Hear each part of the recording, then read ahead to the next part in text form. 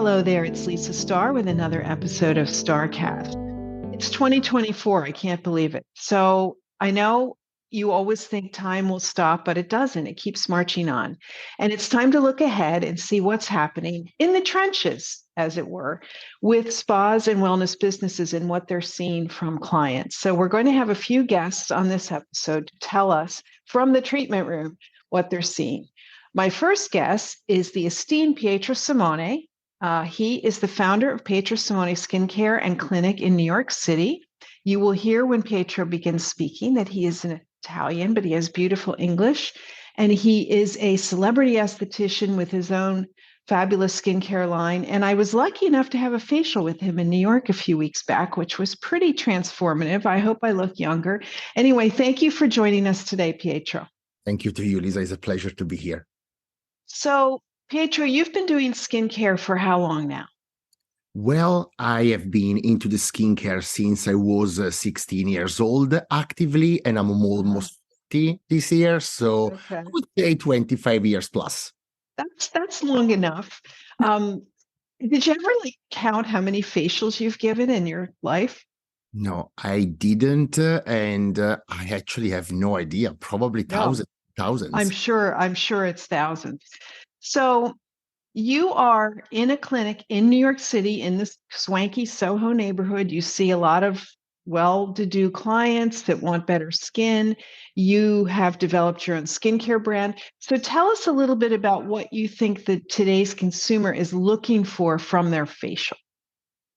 I think consumers nowadays, they're really looking for results.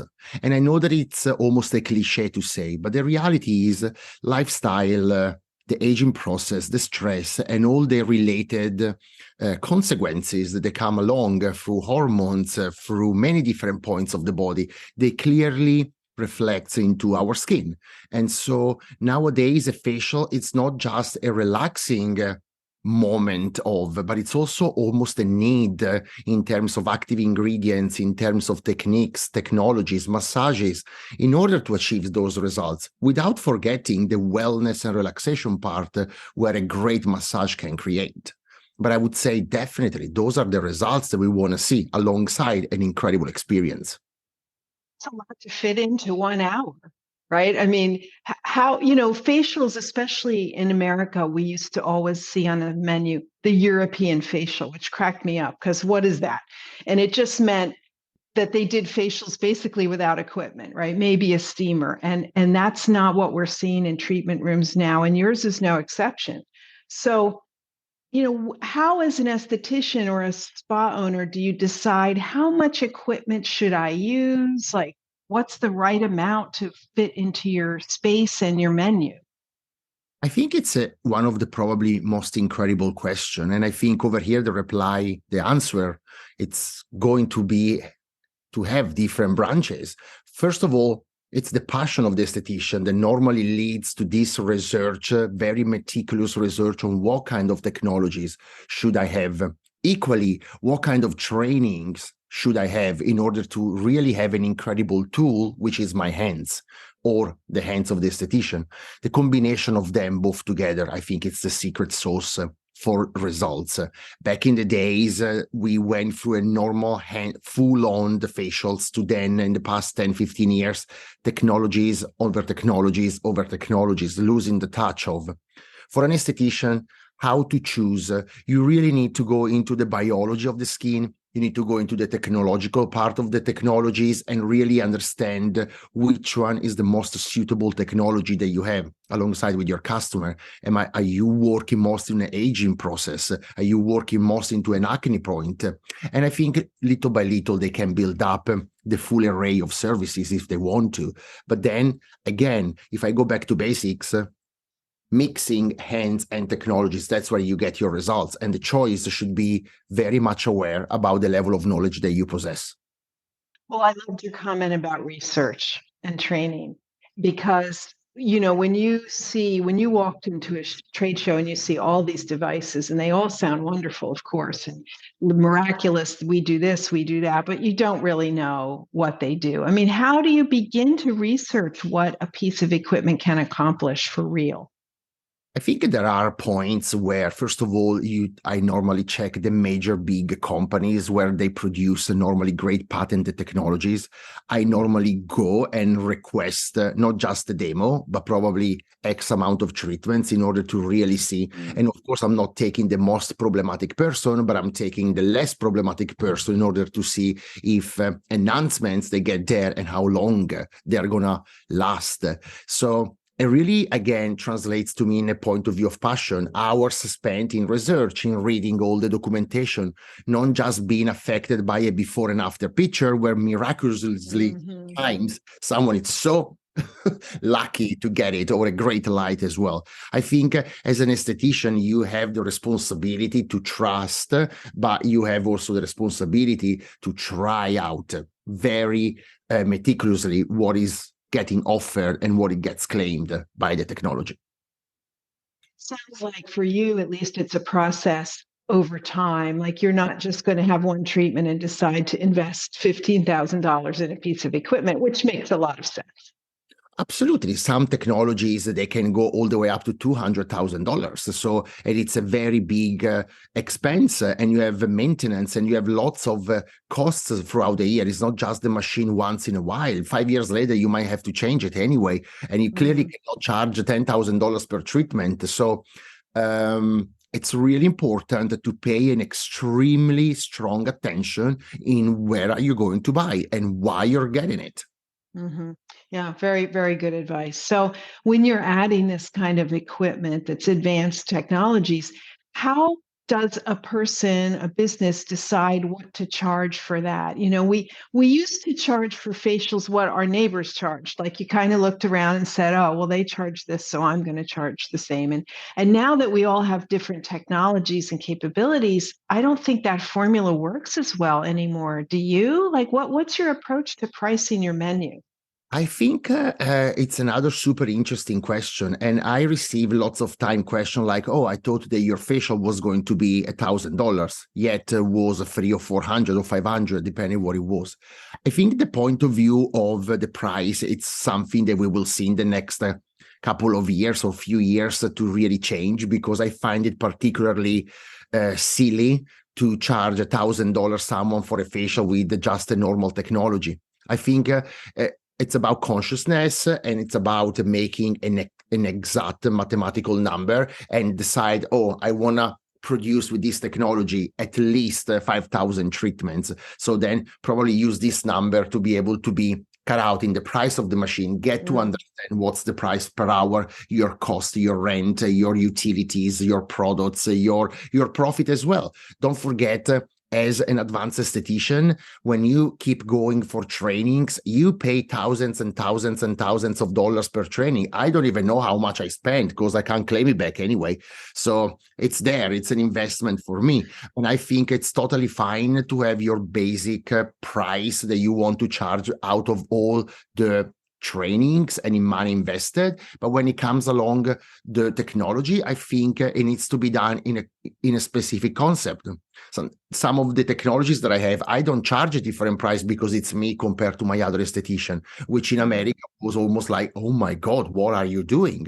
So, well, that's the machine doing the treatment. And as much as I'm skilled, my esthetician is skilled as well to use the machine in that way. Why would I charge you more just because I have my name? So I think I have my own point of views, which I totally understand, and other people won't follow, and it's totally fine. But the price of a treatments based on technology should be more sensible rather than be just expensive because, oh, it's a technology and it must be expensive.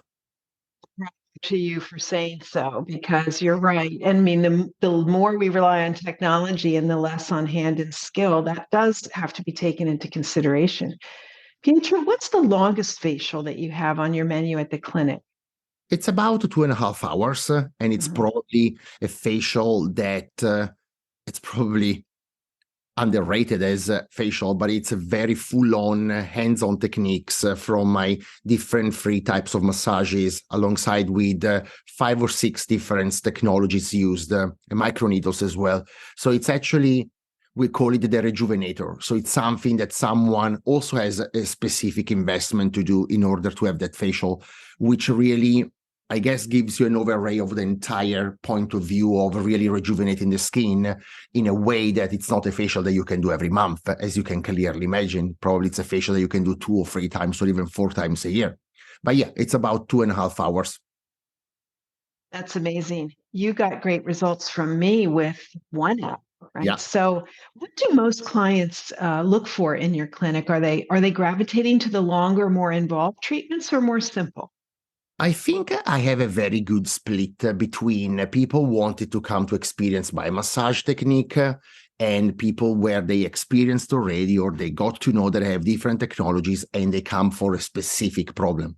Normally speaking, when you have an acne suffering person, he or she comes just for that one, and it's not even about the massage. So I think I have a very mix, but then I have to say it's pretty normal because in my facials, there is always the technology as well as the machine. So if you come to me to have a VST, for example, you won't just lie down on the bed, have gel applied, do the machine, and that's it, bye-bye. But you will have the preparation because otherwise, even the technologies are not going to be able to deliver the great results. Well said. Okay, that's great. I'd like to ask you a little bit about your product line. I know you have a lovely product line and you have a new sort of approach that you told me about. So could you speak to that for our listeners? Absolutely. I mean, thank you so much for the question. Pietro Simone Skincare, Lisa, it's really the result of thousands of facial. So I'm lucky to sit in a place and say I'm creating products, I'm creating formulation out of what I touch and see on a daily basis. And clearly, coming from Italy, then London, and then America, I had the luck and the proudness of meeting so many different people of many different parts of the world and habits and traditions in skin. So I create products out of what I see I need. 15 years ago, probably I wouldn't have created rescue, recovery, and repair. 15 years ago, I would have probably obsessed just creating things against the wrinkle. Now I'm obsessing creating things against inflammation. I think the common denominator about my formulation, it's definitely active ingredients and delivery system. I base myself to the point that the skin doesn't want to drink anything because that's exactly why the skin has been created. So how can I trigger that in a longevity perspective in order to use compounds that are working towards a pro-aging aspect? I make everyone laugh when I say I don't believe in anti-aging. As far as I'm concerned, I will die anyway. So it's impossible to speak about anti-aging, but I definitely can do a pro-aging aspect relating to ingredients. They are really available for our skin. Well said again. So where could someone purchase your skincare? On your website? They can go on pietrosimone.com, they can go on Neiman Marcus online, they can go on Amazon Luxury Store, and plenty of other retailers that we have from spas, from the Four Seasons to Texas with Aqueous. So there's plenty of places, I guess, just going to Google and many people comes out. Great. So lastly, Pietro, 2024, do you see any new facial trends coming that you're looking into? Well, I would say definitely yes. I've been working since 2019 in the exosome perspective from a vegetable point of view. And I think there will be, and it is already, a big revolution in active ingredients alongside the facial, which can be on a microneedle perspective, on a dermastam perspective, or in a laser point of view. I think with the exosome introduction, we will be reaching a different level of regeneration that wasn't possible to be achieved until now, as well as we will see so many copies of it because that's what's happening in the market with the fancy names and God knows what else. So I think the big trend over here is to really see active ingredients performing quite strongly and deeply into our skin. And on a facial perspective, I think we will see more and more hands techniques in order to really evaluate the skin and the muscles for what they are in a facial, which is not just touching someone. And I guess other trends we will be witnessing also the, if I can call it, the resurrection of the body, which finally we can, at least we do a lot, skincare for the body rather than typical scrub and rubs. Mm-hmm. Okay. Well, great tips to look for. Thank you so much, Pietro, for your time and for your beautiful English. Have a festive holiday season. Thank you. Thank you so much for having me.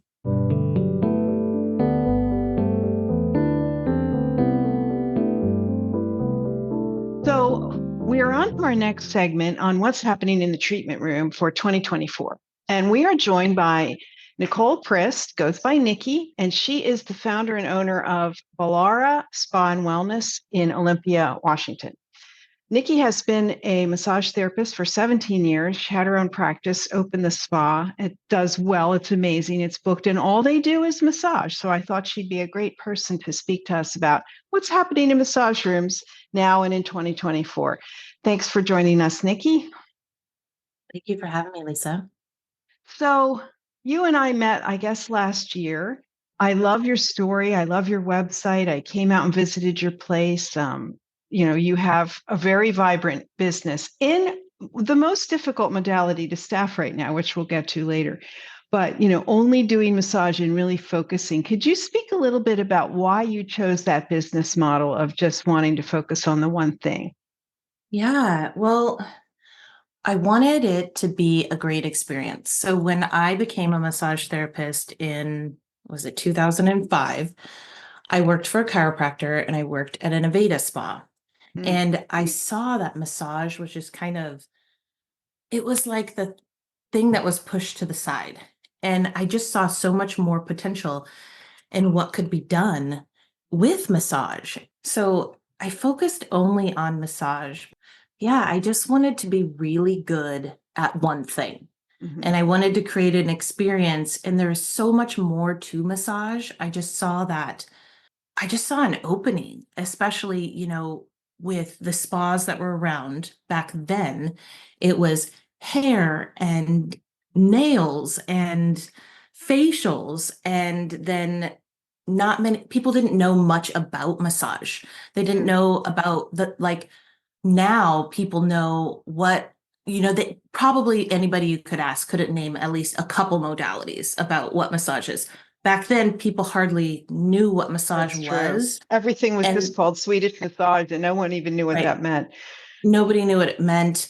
I had a boss at an Aveda spa who asked me to go do someone's nails. They didn't know what we did. Oh my gosh. And I was, trying to tell her I couldn't even do that with my licensing. Like I could get in trouble. And she was just like in the room with her headache. But that was an interesting situation. Part of the reason I wanted to open up my own space as well. So I feel like that was why I wanted to focus just on massage. Plus, I knew the kind of people who therapists were. Because you've been a therapist, do you think that helped you as a business manager and owner better understand them? I would think so. But what's your perspective on that?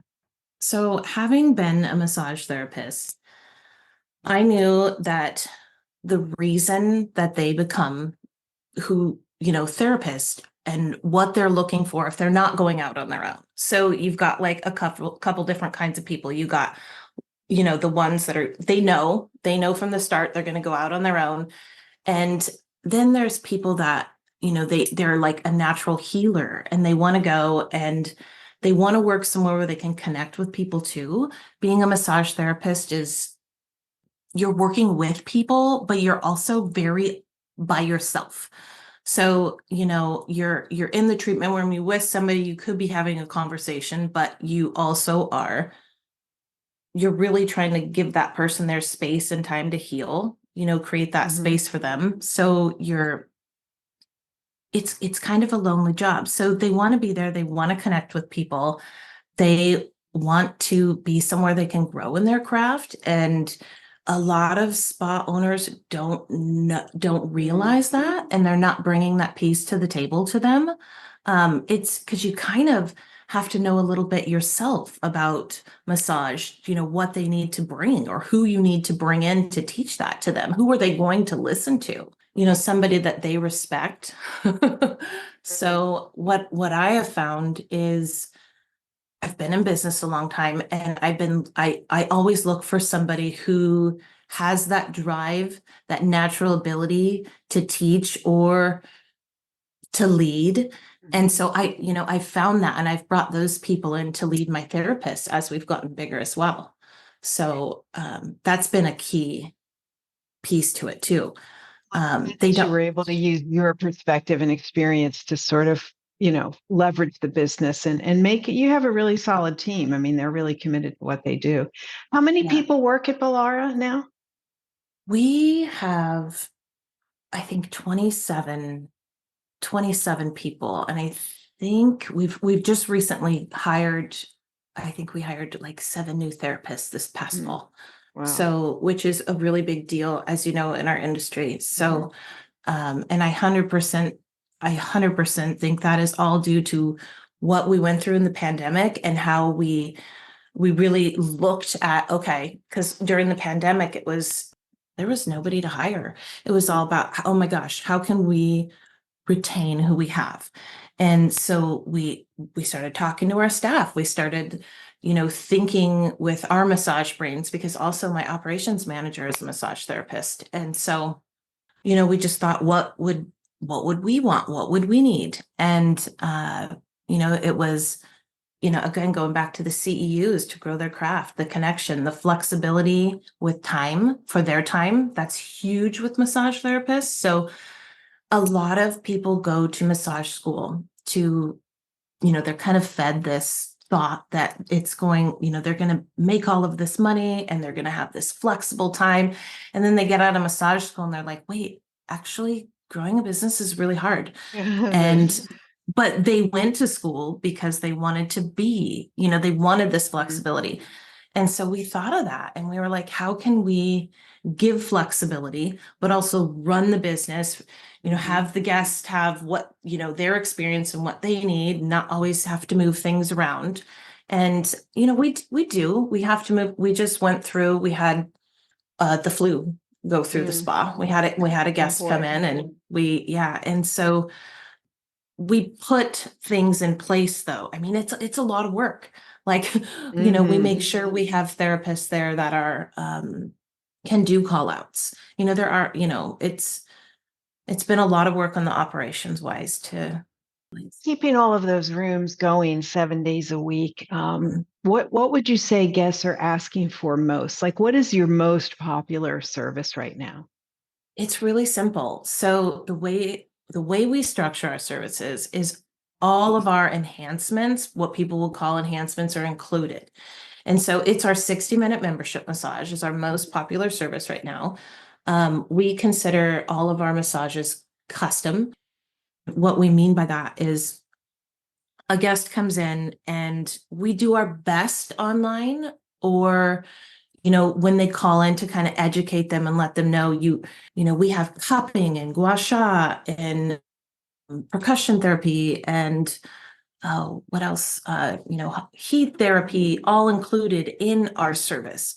That's nice. And it is. And actually, the reason we did that was to attract.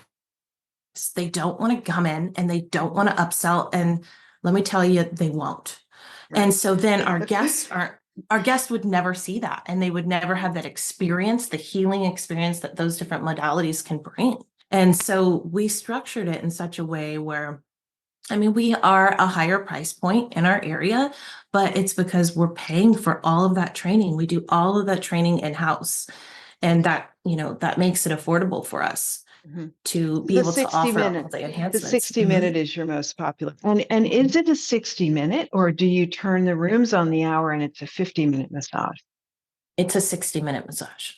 So you have a 15-minute gap between. Yep. Which your therapist probably also really love. It's difficult, from a financial perspective, but it does make it attractive to therapists to have that little break after. Absolutely. They 100% need that to de-stress and refocus, use the bathroom, grab a little snack. They're even, if you think about it, they're cleaning their rooms, they're flipping their rooms over all in that 15-minute time. So really 20 minutes would be the perfect time, but that doesn't work for scheduling. So you choose half hour, too much wasted time. So we've kind of settled in there. So your enhancements, gua sha, cupping, there's aromatherapy, right? There's something. Oh, yes, aromatherapy. Yep. So which is the most asked for? Do you have a sense of that from guests? Yeah, I feel like cupping. People know cupping, and a lot of people haven't had cupping. So that, I would say cupping is the most asked for. And the second would be aromatherapy. Yeah, sure. Who doesn't want that, right? Yeah. So I know that you last year added, or this year, I guess it was, an infrared sauna to your space. Mhm. How have you integrated that? Like, how has it worked to add that to the menu and get people to try it? Yes. So we added it, in the pandemic. We were like, what can we do that's Mhm. touchless? Right, right. What can we offer our guests in this time? So we started there, and well, we never did encounter the issue with people not wanting to come in. We actually got Mhm. busier. But what we ended up doing was we just added it as an experience and really guided people to get it prior to getting their massage. Mhm. So it was easier for us to have our front desk come in and set them up in the sauna and just have the therapist grab them out. Again, keeping it really simple for the therapist. Right. And it was great because their muscles got nice and loosened up and they got really relaxed so they could go into that space in the massage where they could really achieve that relaxation piece to relax their nervous system, because that's our goal for everybody, really, is the nervous system relaxation piece, which people don't really even realize they're coming in for it. So the infrared sauna on its own doesn't, I mean, it's not, I wouldn't have more than one of them. Mhm. It's wonderful because, it is something now that we have that doesn't involve a service provider. Mhm. And we love that part about it. If we want to discount something or give something away, it's Mm, always the infrared sauna because it doesn't sure. cost us as much money. I love the way you've done it. I mean, to take a treatment room, put the sauna in it, but it fits two, and there's seating, and you've just cozied up the room and made a very nice experience. Yeah, it's definitely an experience. We give anybody who comes in, we give them a free packet of electrolytes with the infrared sauna. They have, a menu for the light therapy when they get to walk in. They've got their choice. We have a music system on the wall, and you get to choose what station you listen to. It's actually really neat. It's not a Spotify. They're like pre-curated music stations. We've really made it an experience. Anybody who goes and gets a massage and a sauna, they also get a little snack because it can be quite depleting doing Mhm. doing both of those. Well, it's very nice how you've done it, and it certainly adds. But it's interesting to hear you say you wouldn't have more than one. Mhm. So good to know. So 2024, what do you see on the horizon? Any new modalities or treatments or movements or Mhm. accessories you see coming into the massage treatment room? Yes. Well, we're in an interesting position right now where and we're bursting at the seams. And so we we have some ideas. What we see in the industry, what guests are driving, they're asking us a lot about craniosacral. They're asking, we turn so many people away for manual lymphatic drainage. That Wow. has been hot in our area right now. We do right now, we're really honing in on our continuing education calendar. So we provide continuing education for our therapists we're up in Washington State. And so our therapists need 24 hours every 2 years, and Mm. we give every bit of that training to them. And so So we're you starting to supply it and they don't pay for it. they don't pay for it. Nope. Wow, We that's a great supply, benefit. yeah, all of it. Yeah, our team has really great benefits. But that's our focus, is the continuing education, developing more people to help train in the spa. So take a little bit of pressure off our operations managers. So developing Mhm. a lead. So if So you we have a would lot of like, requests for MLD, will you try to get more people that can do that? yes, yep. And that's why we're training more folks Mhm. to, and they love that because when they get trained, that's more CEUs for them and more Sure. education for them. And that's really what massage therapists are looking for. And Any other requests from guests like that you see coming in new modalities, or do you guys get asked time for is like Lomi Lomi because you're on the West Coast? Sometimes we see that. Not a ton. I feel like Thai massage there's a lot of requests for Thai massage, and that also is on our calendar this year to teach. Mm. We're gonna be we're gonna be looking at massage as an experience more this year.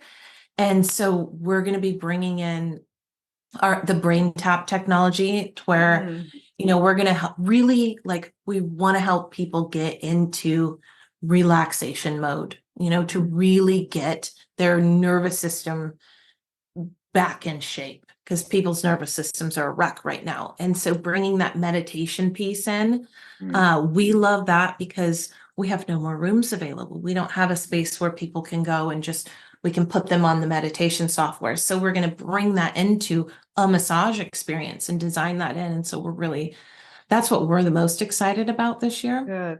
The Brain Yeah. Tap, for the listeners that don't know, is a software system with a headset with binaural sound that has guided meditations and music, and it has a light feature built in, so it's like a little service all in itself.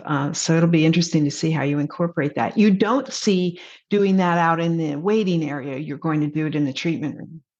In the location we're in now, no, we're not going to do that out in the waiting area. What I find with the brain tap, because of the light, you really want it in a darker space. And the challenge is going to be for us is not to have the massage. We're going to design it in such a way where it's not interfering with the meditation piece and the relaxation piece of that. Mm-hmm. So that'll be our challenge with bringing in the brain tap. But yeah, it'll be in the treatment room.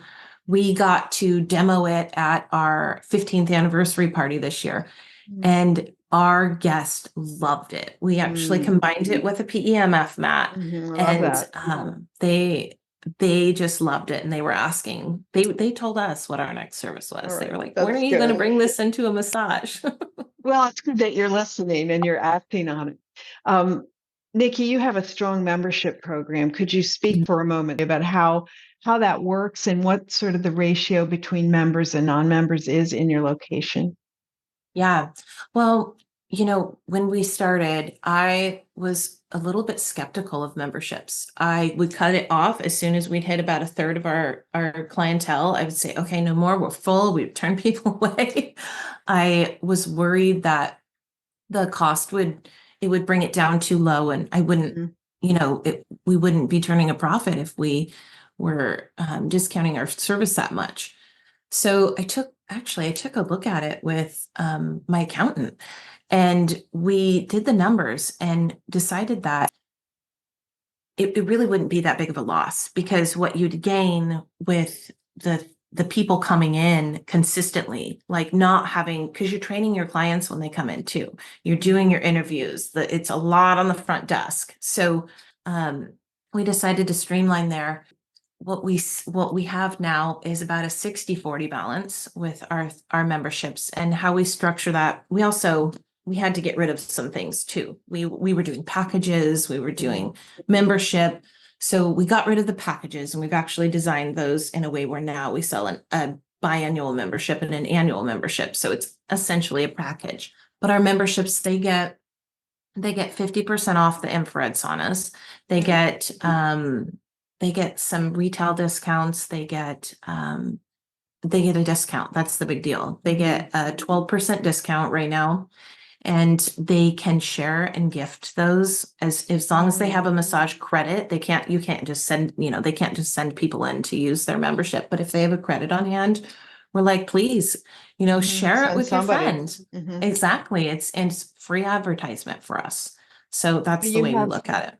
60% members, 40% non-members. Right, currently, yes. And the difference in pricing is 12% between member and non-member. Okay, good to know. Yes, you make a good point about members. I mean, they require less sort of management from the desk because they come all the time, and so they don't need to be shown where the bathroom is and where to wait.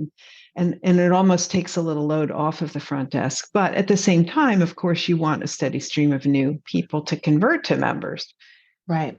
We're kind of right in that sweet spot right now. I feel like, I don't know. I'll just have to take a look if we end up crossing the threshold into, 70, 80%, and look newly and see what we like. And if we do have to close it down, then we will. We just keep a really good eye on that. Well, Nikki, thanks again for joining us. Nikki Chris from Ballara. You've built an amazing business. And I have to say, in a part of the world where there's a massage therapy studio every block, Yes. just in Olympia, Washington, there's probably 12 or 15. And so it's really amazing what you've built. And thanks for joining us this morning and talking about the future for massage. Thank you, Lisa.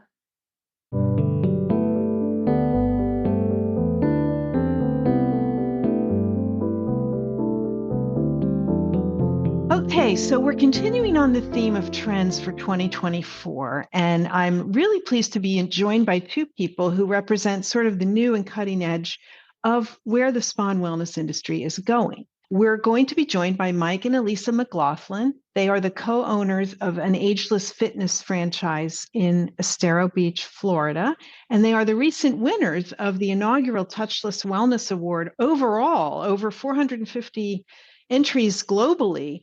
We're going to be having another conversation with Mike and Elisa in the future as we can delve into their business. But for today, I thought they'd be a perfect representative of what's happening in fitness and wellness, touchless options out on the street. So welcome to both of you.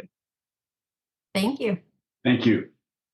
Elisa is the CEO, Mike the secretary treasurer, but they're both co-owners and very hands-on. So we're going to start with a question for Elisa, which has to do with how people find your business. Like, how do they know to look for Ageless Fitness and what it does?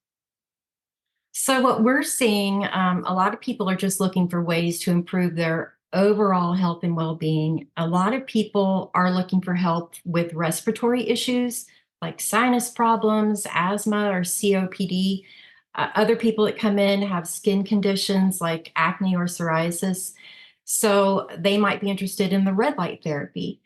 Other people, their doctors are telling them to go do the sauna to detox. So they'll Google us and find us under sauna. And then when they come in, they'll do that, but then they'll also see all of our other modalities and they'll start trying those as well. We see a lot of people that come in with pain from injuries or pain from working out. So they're looking to have some sports recovery.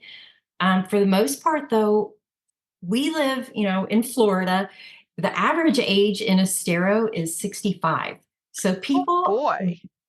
I just looked that up before we talked.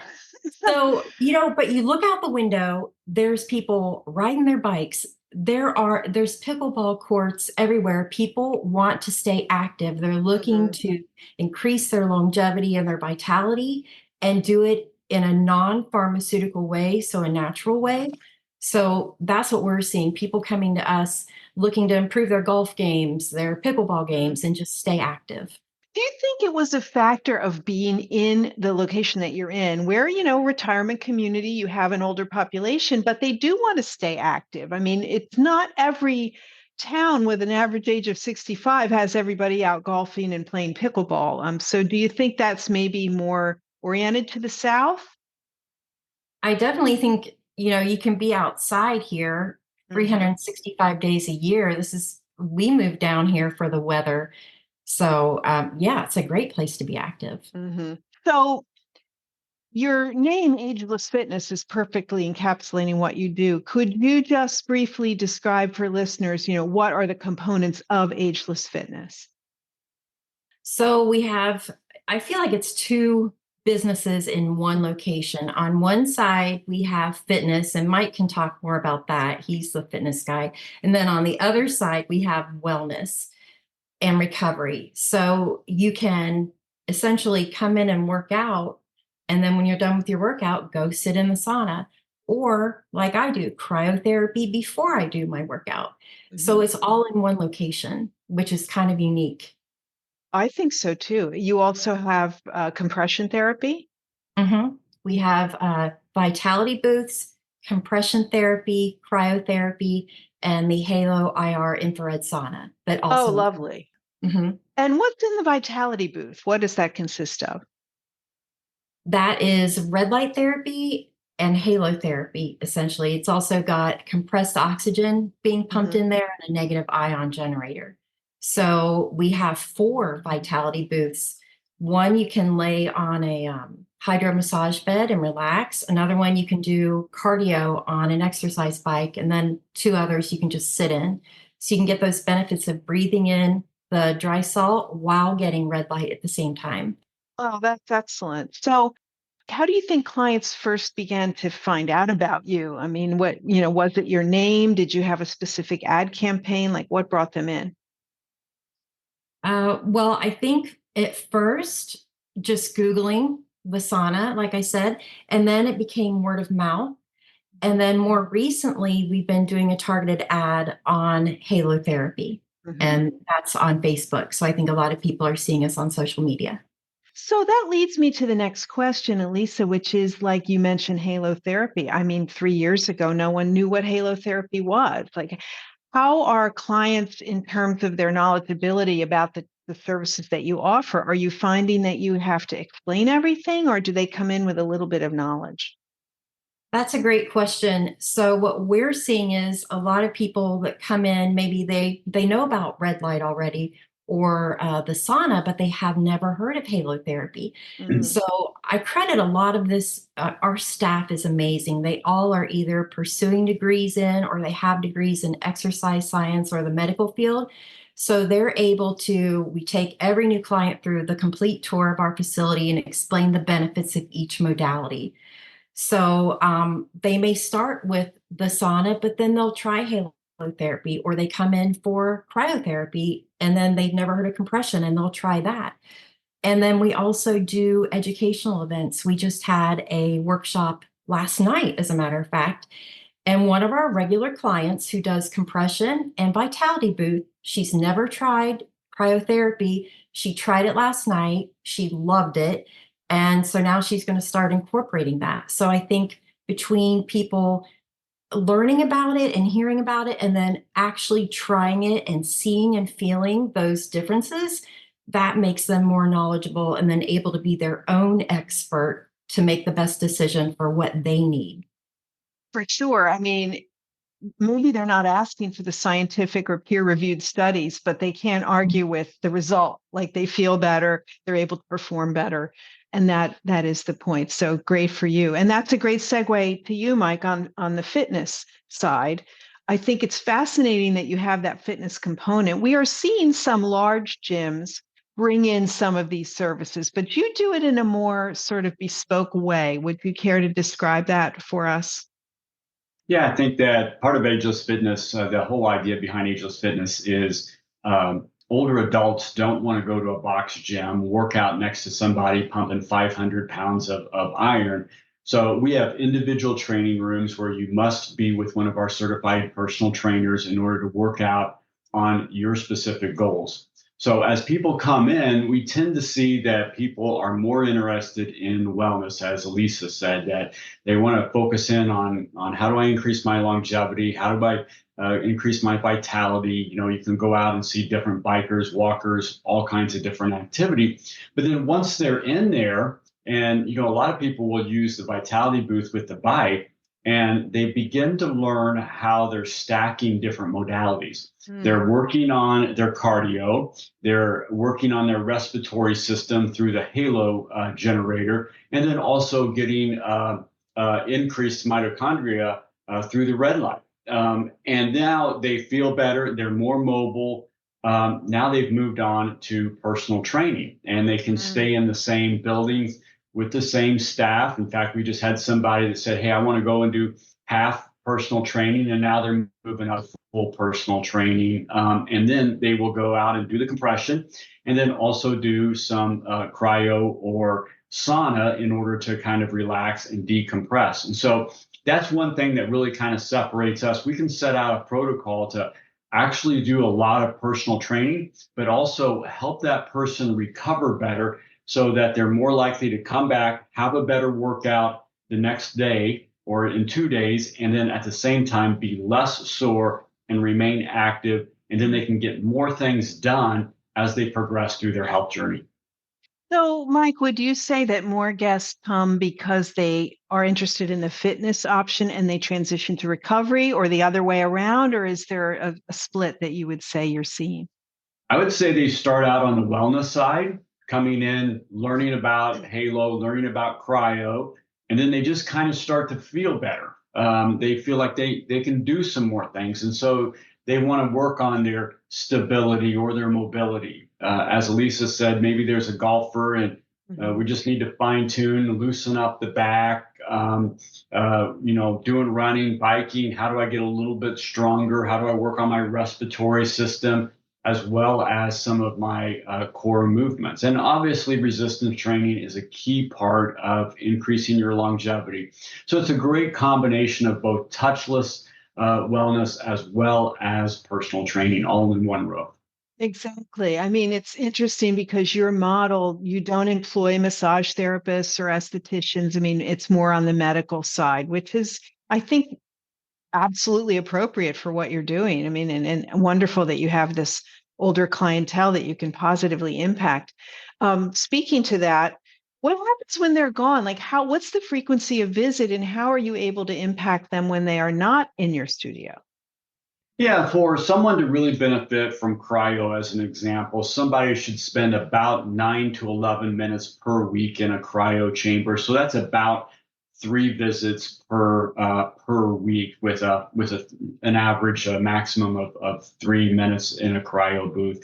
One is that they're coming back often if they're truly dedicated to their overall wellness journey. But we have a lot of stuff out on the website about what they can do and different things and how the modalities help them. But also our personal trainers sit down and do a complete intake form, take a look at what are those clients' goals and objectives. And then we give them a lot of different resources about how to change their lifestyles. And because it's not just coming in and sitting in a Halo booth, that certainly helps you, but you have to change your lifestyle in order to really increase your longevity, increase your vitality. And so we really help them along their fitness journey as well. Well, they do go hand in hand, as you say. I mean, Americans are notorious for wanting to just take a pill and fix everything, and it's just not that simple. But I do believe, and you're a testament to that, that when people see results and they actually feel in themselves better, stronger, more vital, they're more eager to continue on that path. So in 2024, do you envision adding any new services, or what would you say is really attracting people at the moment? What are you hearing the most about? Well, I wouldn't say that people are asking, but we have just reinvested in some different modalities on the personal training side, with a vibration plate to help with stability, help with the lymphatic system. We've also invested in Blaze Pods for cognitive and reaction times, really good for hand-eye coordination with those golfers down here in Southwest Florida. And then we've also just we'll start offering VO2 max testing and metabolic testing here in the next couple of weeks, which I'm really excited about, because that can really give you a baseline about how well is your body operating. Is it really truly fat burning or carb burning? And do you get those peaks and valleys? We supplement that with educational seminars like what Lisa talked about yesterday, of having a nutritionist come in and talk about spikes in blood sugars and things like that. All of it wraps around to good cellular and metabolic health. And starting that baseline out with a good VO2 max metabolic testing can really set up our clients for long-term success, about understanding how their body works, the uniqueness of their own body. And then we're able to set protocols, whether it's red light, Halo, personal training, cryo, whatever it might be. We can set out specific protocols to help them meet their personal goals. So, Mike, Elise, is there anything you'd like to add to that you're seeing or that you hear guests asking about? I just think, just like Mike was saying, we can customize the protocol for each client. I've seen clients come in with bursitis. They'll start with compression and end with cryotherapy. A lot of people with sinus problems, they'll do like 3 or 4 sessions a week of halotherapy. So, and then what I've seen a lot of people, they may come in for one thing, but then they notice, oh, my joint pain is gone, or my psoriasis is no longer here when they came in for something else. So everything just works together. And I think it's amazing how natural things like red light and salt can work with our bodies, and we don't need to go get surgery, or not that there's anything wrong with going that route, but some things you just don't need to. You can go a natural route. Well, kudos to you both for being visionary enough to see the opportunity here and getting this up and running. And I look forward to speaking to you more in the future. I'm sure listeners would like to hear more about your story. Thanks for joining us both, Mike and Elisa McLaughlin. Ageless Thanks for having Fitness, Estero. Well, that was so great to hear from various people what's happening in skin, in massage, and in the fitness and recovery space for 2024. I hope you have enjoyed listening to this recap and projections for the future. And we will be delving more into the details, especially about ageless fitness and those types of businesses in the coming weeks. Thanks again for listening. It's Lisa Starr with StarCast.